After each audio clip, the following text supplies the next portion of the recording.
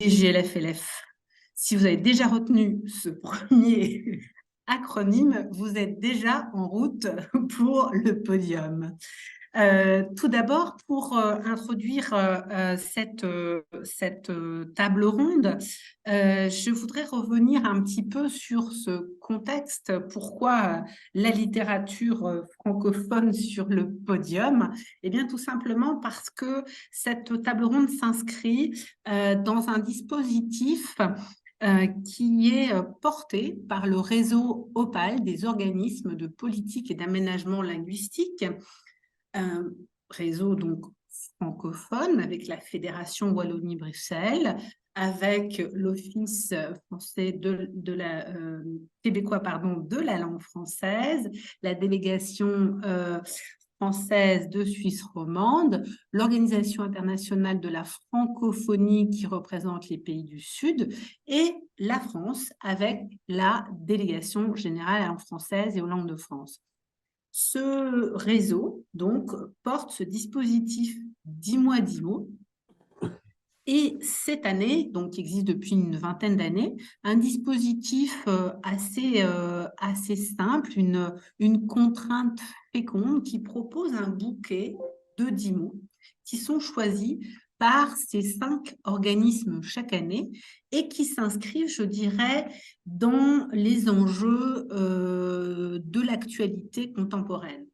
Évidemment, cette année, dans la perspective 2023-2024, nous avons choisi de nous intéresser en fait euh, aux valeurs des Jeux olympiques et paralympiques, hein, donc plutôt aux valeurs qu'à des mots qui seraient des mots liés uniquement à la performance. Ce qui nous intéressait, c'est de raconter en fait, ou de permettre de raconter l'amour ou le désamour du sport. Chacun a sa relation spécifique, et aussi de parler des valeurs de respect, jouer collectif, s'encorder, des valeurs de dépassement de soi, comme faire montrer l'adrénaline, partir en échappée, réaliser des prouesses, devenir un champion, mais aussi une dimension essentielle dans le sport. Le sport, ce n'est pas que les jambes, c'est aussi la tête. Et donc, le mental, il joue un rôle extrêmement important. C'est aussi, à travers ces valeurs du sport, permettre à toutes celles et ceux qui vont s'emparer du dispositif 10 mois 10 mots, eh bien, de raconter les phénomènes de résilience, d'acceptation des règles ou de dépassement des règles, le faux départ, le hors-jeu, le droit à l'erreur, hein, et donc une meilleure connaissance finalement de soi-même et des autres, et puis aussi découvrir de nouvelles expressions comme aller aux oranges, hein, qui donc nous vient du Sénégal et qui fait référence en fait à la mi-temps, le moment où les joueurs mangent des oranges. Le sport, c'est aussi pour nous, évidemment, affaire d'équipe et de solidarité. C'est porté par une dynamique collective, comme notre réseau, comme cette table ronde, j'allais dire. Et à l'instar du sport, le français est aussi, j'allais dire, il vit, il s'enrichit de la diversité des expressions à travers le monde. Donc, les 10 mots, vous les avez peut-être retenus. Je vous les répète. Adrénaline, aller aux oranges, champion, collectif, échappé, au départ, hors-jeu, prouesse, mental et s'encorder. Pourquoi nos amis que vous voyez apparaître sur l'écran sont là? Eh bien, parce qu'on les a sollicités à travers notamment un livret, le livret des 10 mots, petit livret que vous pourrez retrouver évidemment sur le site du ministère de la Culture. Et nous leur avons demandé, en fait, de se plier à un exercice, de rédiger une courte nouvelle sur un des mots que nous avions choisi. Je vais donc maintenant présenter les auteurs ici présents, donc Karine Lambert, qui vous êtes née au Bonjour Karine. Vous êtes née dans les Laurentides, vous vivez à Montréal, vous avez été enseignante et aujourd'hui vous revendiquez, je crois, le fait d'être autrice à part entière. Exactement. Oui, c'est Oui, ça? exactement. Vous aimez, je crois, un peu les romans policiers, les récits d'épouvante, et vous avez écrit, je crois, une bonne vingtaine de romans et obtenu plusieurs prix, dont le dernier pour le Bal des monstres, je crois, en 2023. C'est bien ça? Oui, exact. Alors, vous aimez les univers parallèles, mais vous aimez aussi échanger avec le public. J'aurais envie de vous demander très rapidement, qu'est-ce que vous avez pensé de cette initiative? Comment vous avez perçu cette demande quand on vous a dit bonjour, on vous a identifié comme une autrice spécialiste jeunesse. Voilà, comment ça s'est passé? Comment vous avez perçu cette idée? Est-ce que vous connaissiez ce dispositif Dis-moi Dimo? Je ne connaissais pas le dispositif Dis-moi Dis-moi, donc pour moi, ça a été une belle découverte parce que je trouvais ça très intéressant aussi parce qu'il y a tout un aspect pédagogique aussi qui vient avec le dispositif Dis-moi Dis-moi. Il y a les 10 nouvelles, mais il y a également un cahier de jeux, quelque chose de plus ludique là, à l'intérieur du dispositif. Étant donné que je vais dans les écoles, que je rencontre les enseignants, je trouvais ça intéressant de leur proposer ça. Alors, donc, non seulement des histoires autour de ces mots-là qui parle de sport, mais également un cahier de jeu. Ça fait partie en tant qu'auteur, ça fait partie vraiment de mon intention de faire rayonner le français ici au Québec et donc de présenter ce dispositif-là qui est ludique. Je trouvais ça vraiment très, très intéressant. Je n'en avais pas entendu parler, mais j'ai été enchantée de le découvrir finalement. Merci. Quelle est votre relation à vous personnellement avec le sport? Je suis pas très sportive personnellement. J'ai fait un peu de natation quand j'étais plus jeune, mais je peux pas dire que je suis une grande sportive.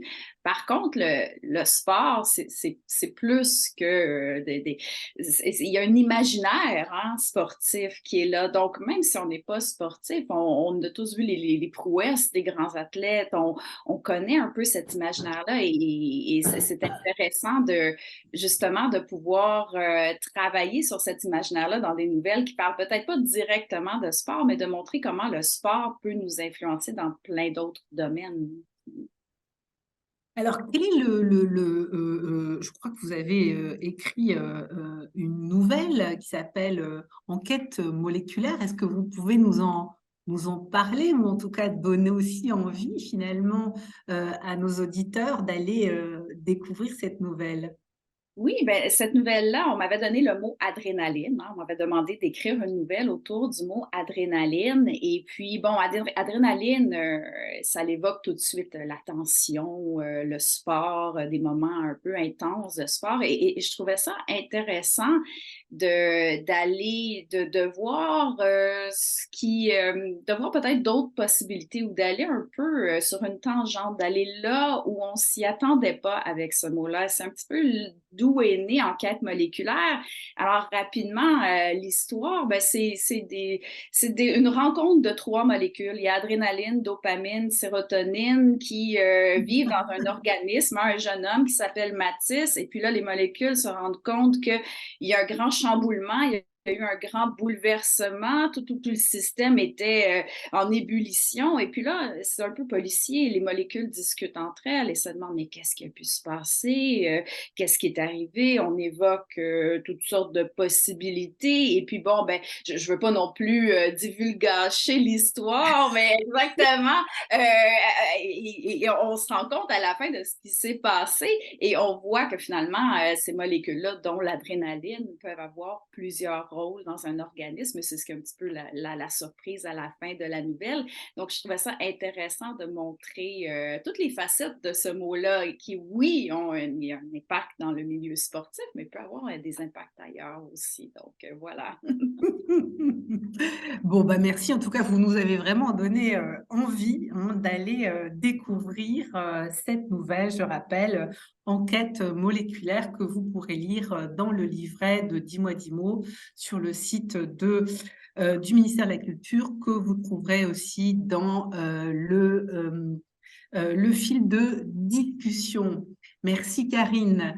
Yaya Bellaskri, vous êtes né à Oran, mais vous vivez à Paris. Donc, on voit à chaque fois que chez les uns et les autres, on change de territoire. Là, vous aimez bouger, vous aimez voyager. Vous êtes romancier, nouvelliste, essayiste, franco-algérien. Vous avez reçu de nombreux prix, notamment l'année passée d'ailleurs, la mention spéciale du très beau prix des 5 continents, qui était remis au siège de l'Organisation internationale de la francophonie pour votre roman Le silence des dieux. Est-ce qu'on peut dire que ce qui traverse votre œuvre, c'est le dialogue des cultures? Est-ce que vous pourriez aussi nous parler un petit peu de votre univers, j'allais dire? Votre micro est éteint, Yaya. Bon, ouais. En fait, l'univers d'un écrivain, d'une écrivaine, c'est en fait la condition humaine. Toutes et tous, nous travaillons sur cette question qui traverse la vie des êtres ici et là, comment ils sont traversés par les chagrins et par les joies. Donc, quel que soit le territoire, quoi. Mais nous, notre territoire, c'est la langue, c'est la phrase, c'est le texte, quoi.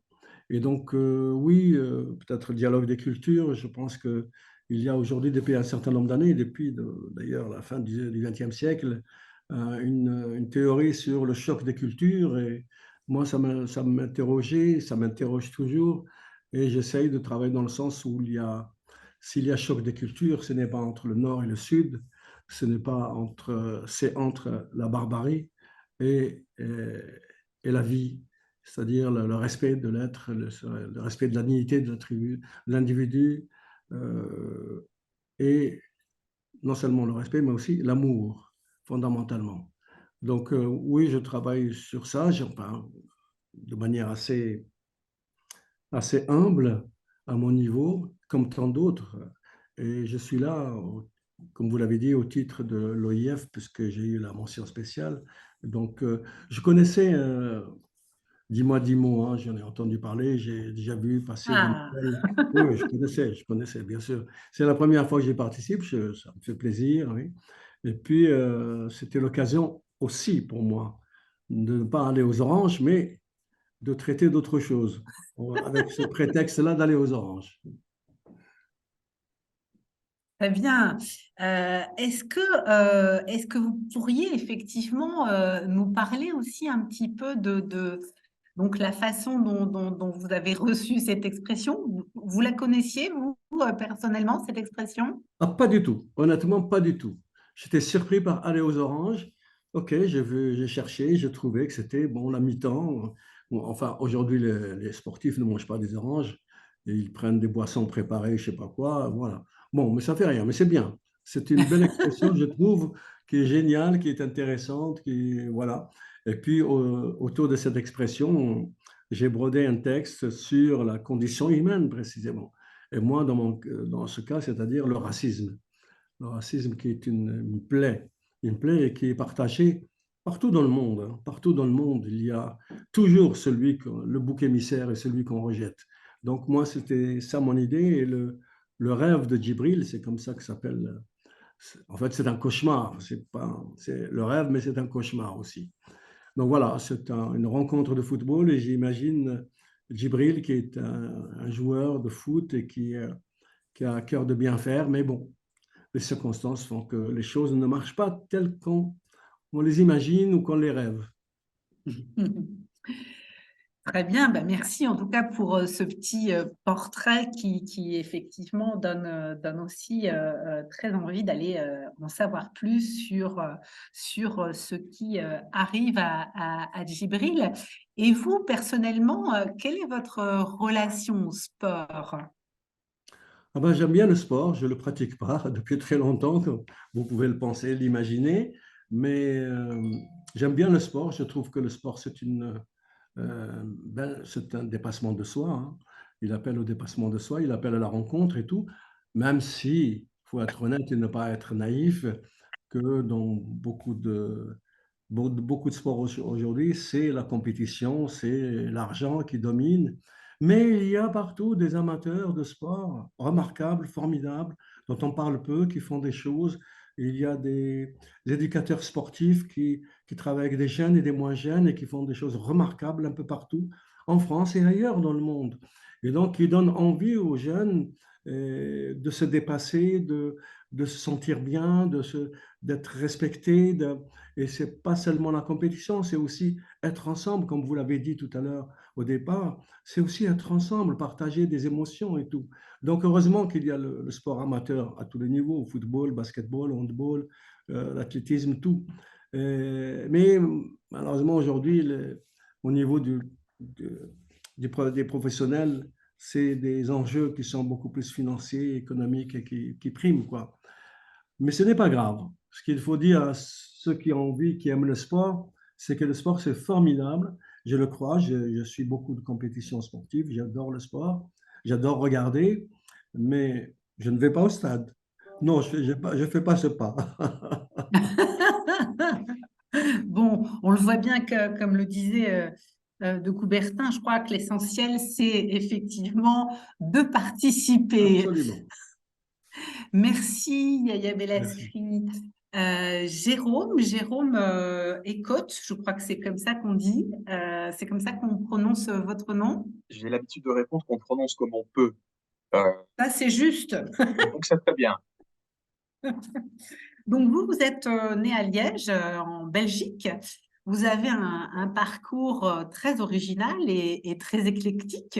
Vous avez été archéologue, vous avez pratiqué la dendrochronologie. À l'occasion, vous nous direz plus précisément ce que c'est. Et vous avez aussi été fonctionnaire. Donc, ça, c'est quand même un ensemble assez incroyable. Votre premier roman est paru en 2019, Je suis un ours. Vous n'avez pas trop l'air comme ça, d'ailleurs, c'est plutôt Non, un ça va. lapin que je vois C'est sur pas votre autobiographique, t-shirt. c'est pour ça. Vous n'êtes pas insensible, je crois, aux bizarreries, aux êtres un peu hybrides, aux masques. Vous vous plaisez aussi, je crois, à glisser de la fiction à la réalité. Et vous êtes, je crois, aussi très sensible aux questions de la condition animale et aux enjeux de la planète, je crois, aujourd'hui. Donc, je vous pose aussi à vous la question, qu'est-ce que cette initiative Dis-moi 10 mots, est-ce que vous la connaissiez? Comment vous avez accueilli, j'allais dire, le défi qu'on vous a lancé? Alors moi, je la connaissais pas, j'avoue, mais je découvre. J'ai publié mon premier roman enfin voilà, en 2019, et depuis, je découvre toute une série, toutes les initiatives qu'il y a autour de la littérature, et j'en suis ravi. Et donc, j'étais très content d'être invité à participer. Euh, un peu surpris par la thématique qui, il est vrai, est un peu éloignée des thématiques de mes romans. Mais donc, j'ai pris ça comme un défi, exactement comme vous l'avez dit. Je trouvais ça très gai, en particulier ce texte très court, très ramassé. Donc ça, c'était aussi un défi de d'écrire et d'essayer d'avoir quelque chose d'aussi condensé. Mais voilà, j'ai trouvé ça extrêmement agréable. J'étais ravi d'être invité et puis je trouvais ça très agréable à faire comme expérience. Et puis, bah, on attend la suite puisque maintenant, il y a encore des choses qui vont être échelonnées au cours des mois qui viennent. Donc, voilà, c'est quelque chose qui va continuer. Absolument. Vous êtes déjà dans la course.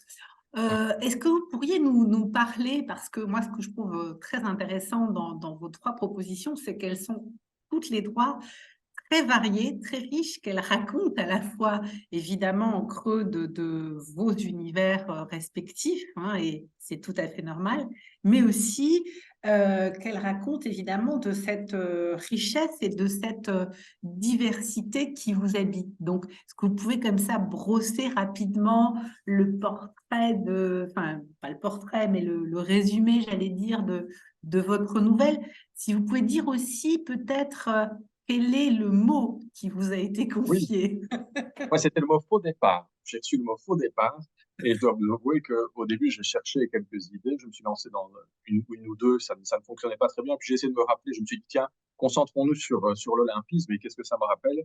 Et en fait, c'est un peu étrange, mais je me suis rappelé d'une performance française, donc pas belge, mais une performance française aux Jeux Olympiques, qui était celle de Jean Rochefort, qui avait été engagé comme consultant par la télévision française pour les épreuves d'équitation, que je n'ai pas vu en direct du tout. Ah, Mais il y a des sélections qui existent de ces meilleurs passages et c'est extrêmement drôle. Et, enfin, voilà.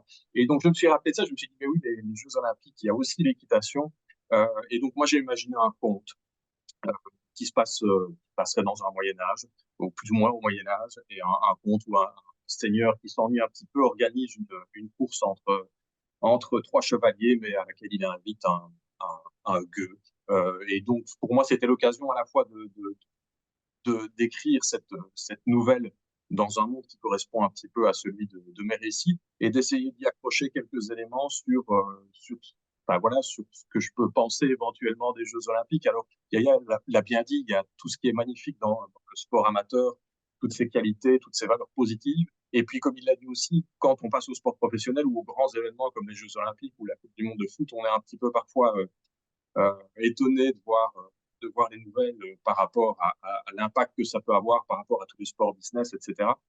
Et donc, moi, c'était l'idée de me dire, je vais placer quelques petites piques comme ça dans cette nouvelle, parce qu'on parle souvent d'inclusion dans l'olympisme, est-ce qu'il est véritable ou pas, le rapport entre les athlètes masculins et les athlètes féminines, est-ce que c'est toujours la même considération ou pas. Enfin, voilà, il y a plein de choses comme ça où je me suis dit, on peut discrètement glisser certaines choses dans cette nouvelle. Donc, c'est un petit peu l'optique.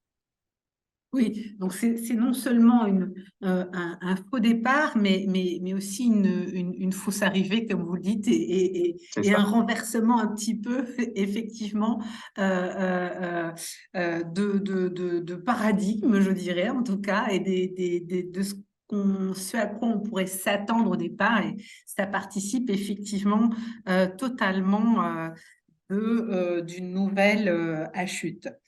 Merci beaucoup, Jérôme. Je vais revenir vers chacun d'entre vous avec d'autres questions qui sont, nous semble-t-il, intéressantes aussi pour échanger euh, sur vos identités, j'allais dire, et plus particulièrement, je voudrais revenir vers Karine et lui demander quel est son rapport euh, à la langue française. C'est un rapport Quel est qui est, son lien intime à la langue? oui, c'est un rapport qui est souvent complexe, peut-être un petit peu sous le sceau de la remise en question. Euh, Peut-être par rapport à notre situation ici au Québec qui est un peu unique dans le sens on est sur un continent qui est dominé particulièrement par la langue anglaise. On a été longtemps un petit peu plus isolés sur notre petit bout de glace ici. Bon, maintenant, c'est plus ou moins vrai, là, maintenant, à l'heure du numérique et d'Internet. Mais ça a fait que c'est des forces qui ont façonné notre langue, qui l'ont travaillée, qui l'ont fait devenir ce qu'elle est maintenant, avec non seulement l'accent, mais aussi notre façon de dire les choses, notre façon d'utiliser le langage. Et puis, à l'écrit, ça l'amène peut-être toujours un petit tiraillement, je dirais, entre le désir de faire rayonner notre façon de faire, le français, de la façon qu'on l'utilise, et puis le désir aussi de peut-être d'avoir une légitimité linguistique, là, dans le sens d'utiliser la langue de sa façon plus usuelle ou d'une façon plus internationale. Ça se voit, entre autres, quand on écrit des dialogues.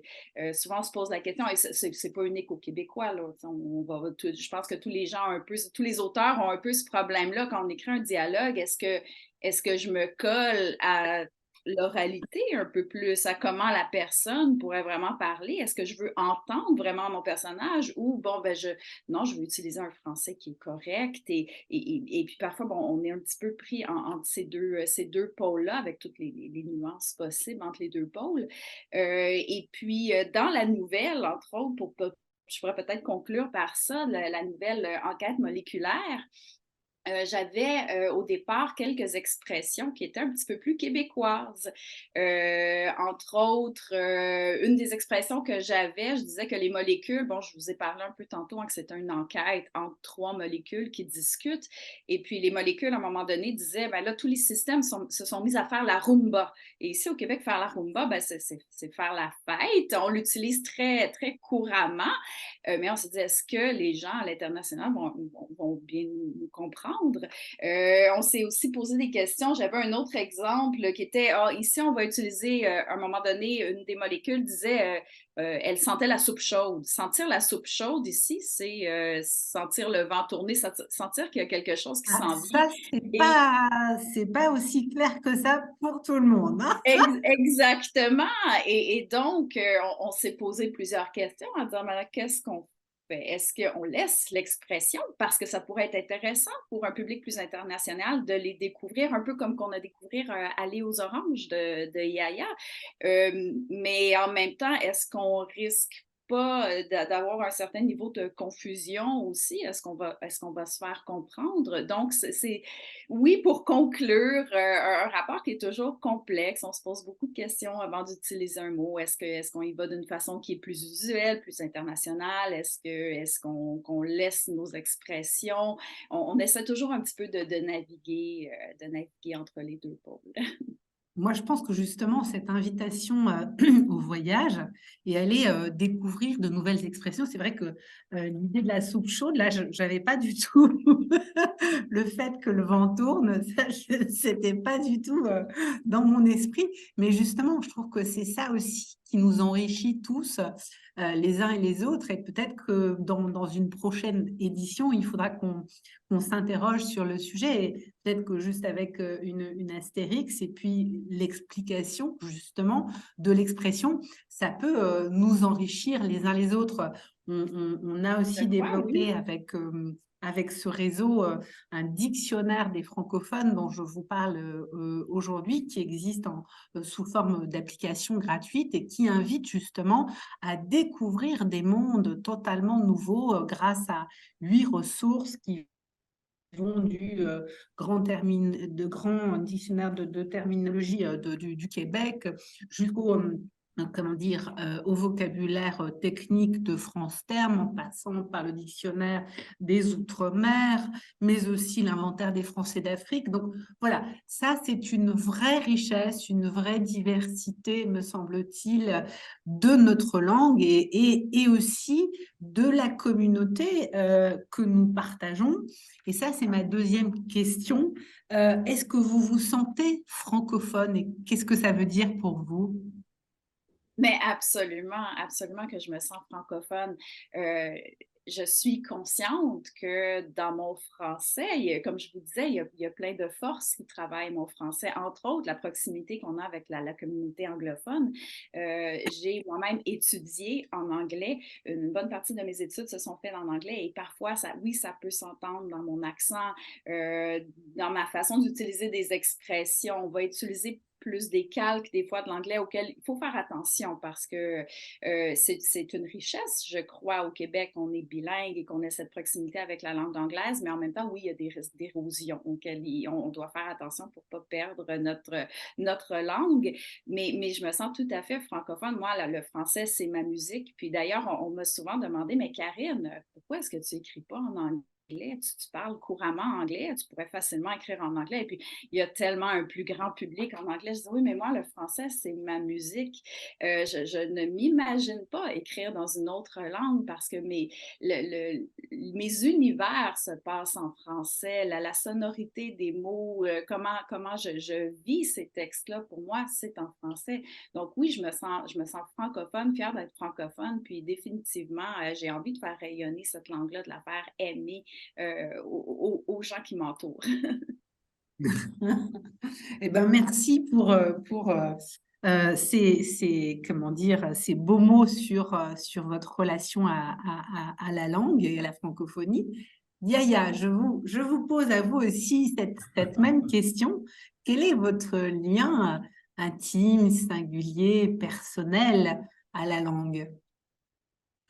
À la langue française, aux langues, bon, la langue française, moi, c'est un fait de l'histoire. La colonisation française de l'Algérie, la langue française est là, enfant, elle m'était enseignée, donc c'est la mienne, par conséquent. C'est une langue mienne, je ne la laisse à personne, sauf ceux qui veulent l'apprendre, ils l'apprennent. Aucun souci, mais enfin, elle est mienne. Comme est mienne la langue arabe algérienne, puisque c'est la langue maternelle. Avec mes parents, je parlais en arabe algérien, avec mes amis à Oran, à Alger, même à Paris, on parle l'arabe algérien à côté, et puis aussi la langue arabe littéraire que j'ai apprise bien après, bien sûr, que j'aime aussi, qui me constitue, et puis aussi l'espagnol, parce que j'aime l'Espagne et que l'Espagne, c'est une part de moi aussi. Donc voilà, moi j'aimerais apprendre toutes les langues. Je regrette de ne pas connaître la langue amazigh, qui est une langue d'Algérie, de l'Algérie, qui est importante et qu'on ne m'a pas enseigné malheureusement, mais aussi je fais mon mea culpa. Moi aussi, je n'ai pas fait l'effort de l'apprendre. Donc, je regrette. Mais rien ne m'empêche de l'apprendre, même sur le tard, c'est vrai.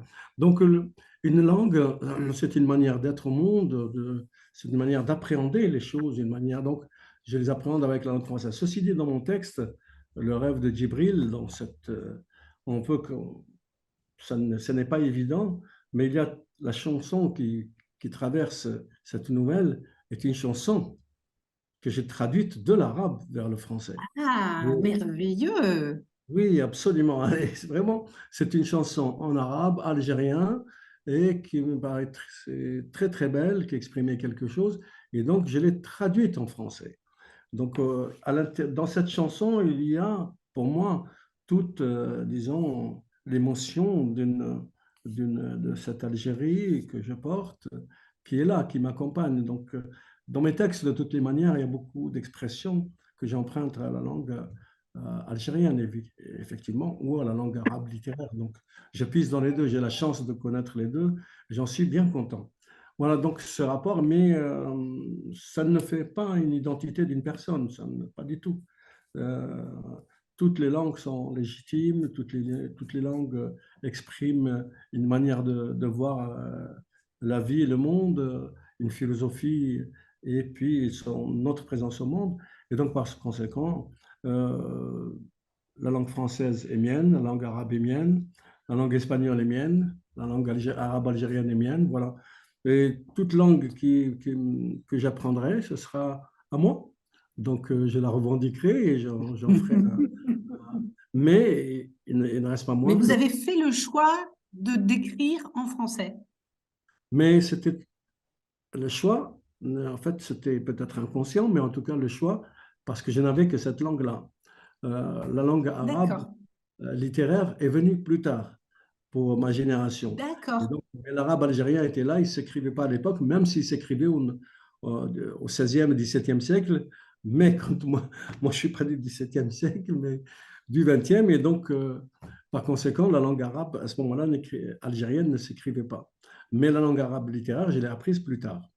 Et c'est une langue que je lis, avec laquelle j'essaye d'écrire aussi, que je n'ai pas publié encore. Voilà.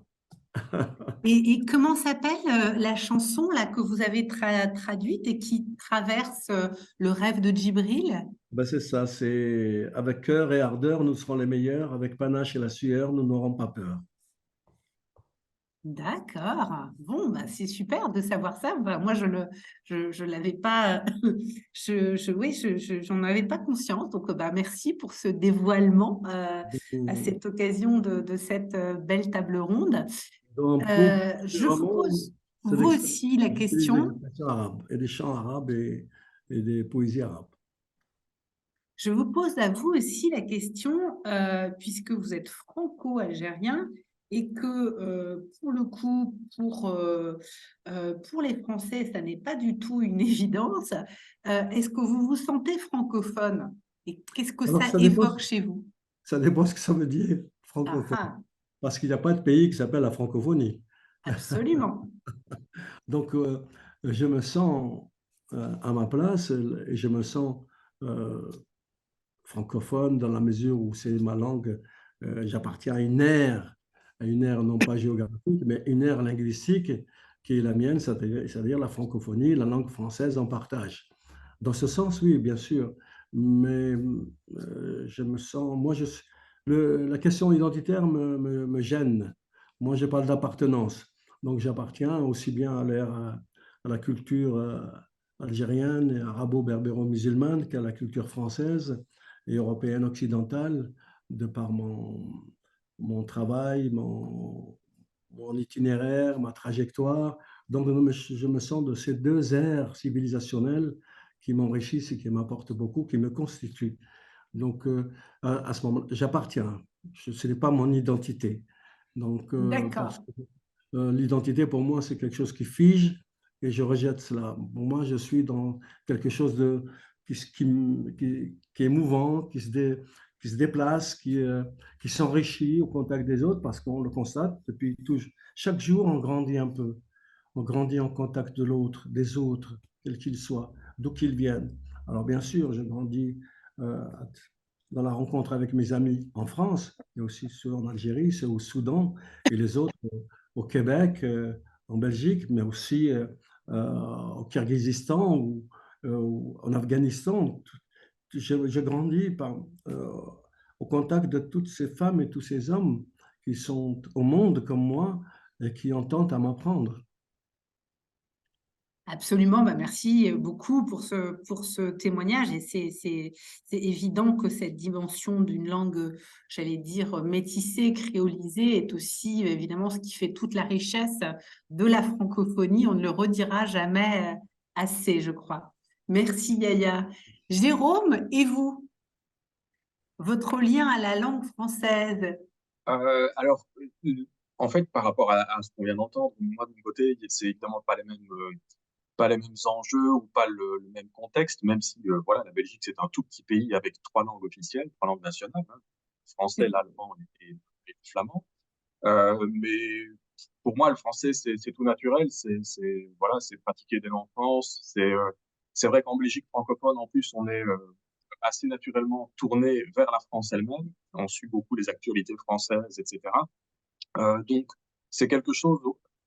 La langue, j'y ai pas vraiment prêté attention étant enfant ou jeune. Quelque part, l'attention ou le lien plus intime, il est venu avec la fin de l'adolescence en ce qui me concerne et avec la lecture. C'est par la littérature, en fait, qu'il y a, de mon côté, un lien beaucoup plus fin qui s'est créé avec la langue et que j'apprécie encore. Enfin, voilà. Moi, j'adore les auteurs qui m'envoient au dictionnaire, par exemple. Ça, c'est quelque chose que j'apprécie. On découvre encore des mots. C'est quelque chose de magnifique. Donc, c'est quelque chose de beaucoup plus naturel, alors même si c'est vrai qu'il y a aussi cette diversité dans les langues en Belgique parce qu'il y a ces différentes langues nationales, parce que moi je viens de la région liégeoise aussi, et bien c'était une ville dans laquelle il y a eu pas mal d'immigration avec le charbonnage, etc. Et je pense, enfant, j'ai plus entendu parler italien que flamand, je crois. Mais donc on est aussi plongé dans cette multiculturalité, etc. Et, euh, et voilà, donc c'est le rapport aux langues globales.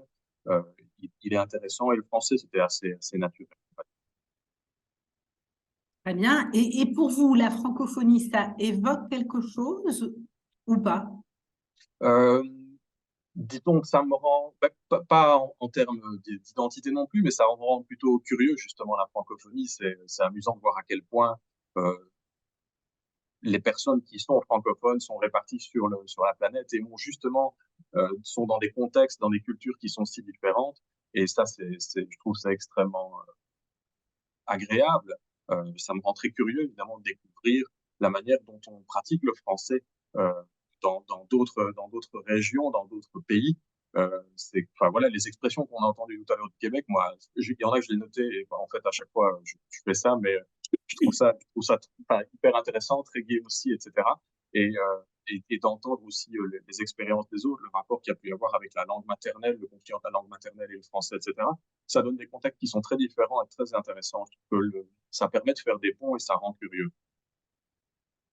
Merci beaucoup. Donc, je commence par vous, puisque vous êtes le dernier interlocuteur. Est-ce que vous avez un mot ou une expression préférée? Euh, alors, il y en a beaucoup, mais je crois que j'irai naturellement vers un belgicisme. Euh, et alors, il y en a un que j'aime beaucoup, qui est le mot carabistouille. Donc, raconter du carabistouille et raconter des bobards. Des mensonges, mais pas trop méchants. Donc, ça s'entend dans le mot carabistouille. Toi, on dit à un enfant, toi, tu me racontes des carabistouilles. Donc, voilà, il y a plein de belgicismes, mais je trouve que celui-là sonne assez bien. Et il peut sonner avec les différents accents belges de manière extrêmement efficace. Donc, voilà, j'opte pour carabistouille. Eh bien, c'est un très bon choix. Merci. Yaya? Un mot que je préfère? Oui. Oui, dans la langue française, il y a tellement de mots, de magnifiques et tout, mais celui que je préfère le plus, vraiment, qui m'est cher, c'est bienveillance. La bienveillance. Je trouve que c'est un mot qui est d'une force incroyable. C'est pas de la niaiserie, la bienveillance. C'est le fond de notre humanité, je crois. Et ce mot, moi, c'est un mot que j'emploierai tous les jours, tous les matins, quand le soleil se lève, quand il se couche, ça ne me dérange pas, parce que je trouve que c'est un mot d'exception. Eh ben, merci pour cette belle bienveillance offerte à nos auditeurs. Et vous, Karine? Moi, j'aime beaucoup l'aspect musical des mots. Je vous ai parlé de mon rapport. Pour moi, la langue, c'est d'abord la musique et j'aime beaucoup les mots qui rappellent un peu ce dont ils parlent, comme chuchoter, susurrer, parce qu'on entend l'action dans le mot. Mais j'aimerais également terminer avec une expression québécoise qui est se calmer le pompon, qui ici veut dire on tient sa tuque, on ne s'énerve pas, on se calme le pompon. Et je pense que c'est une belle expression qui nous appelle tous à prendre une grande respiration et puis rester calme dans l'adversité. Eh ben, bravo, ça c'est formidable. Et je pense que vous pourriez aussi expliciter, parce que je pense que tout le monde ne l'a pas en tête, c'est attacher sa tuque. Oui, je vous en avais parlé la dernière fois. J'en ai pas parlé aujourd'hui. Hein. On a beaucoup d'expressions avec les tuques. Hein. Ça paraît qu'il fait froid ici. Une expression qui est attacher sa tuque avec de la broche. Ça veut dire quand quelque chose s'en vient, qu'on va être surpris ou que ça va secouer, on dit attache ta tuque avec de la broche pour dire prépare-toi, là, il y a quelque chose qui s'en vient. Eh ben, merci pour ce très beau voyage dans les mots. On va peut-être demander à nos auditeurs s'ils ont des questions à poser. Il reste peu de temps, mais au moins pour savoir s'ils ont Alors, il envie reste de 30 vous secondes. des Du questions. coup, c'est un peu tard pour de nouvelles questions, mais il y en avait une posée un peu plus tôt où on nous demande s'il y aura des livres disponibles à Montreuil et si oui, à quel endroit. S'il y avait quoi? J'entends Des assez mal. livres, des livrets disponibles à Montreuil. Où est-ce qu'on peut vous Oui, retrouver sur le salon? vous pourrez nous retrouver sur le stand du ministère de la Culture avec ces livrets merveilleux et retrouver toutes les nouvelles de Karine, Jérôme et Yaya. Et donc découvrir évidemment les nouvelles, le carnet de mots, mais aussi des sélections d'ouvrages, des sélections de courts-métrages. Et vous pourrez échanger avec moi le jeudi matin à 10h sur tous les sujets relatifs à 10 mois 10 mots. Merci en tout cas beaucoup à Merci. Karine Lambert, Jérôme Écoute et Yaya Bellaskri pour ce beau plateau qui raconte, je crois, vraiment la francophonie comme on l'aime, j'allais dire, c'est-à-dire mélangée, métissée, qui s'invente à chaque fois. Merci. Merci. Merci beaucoup.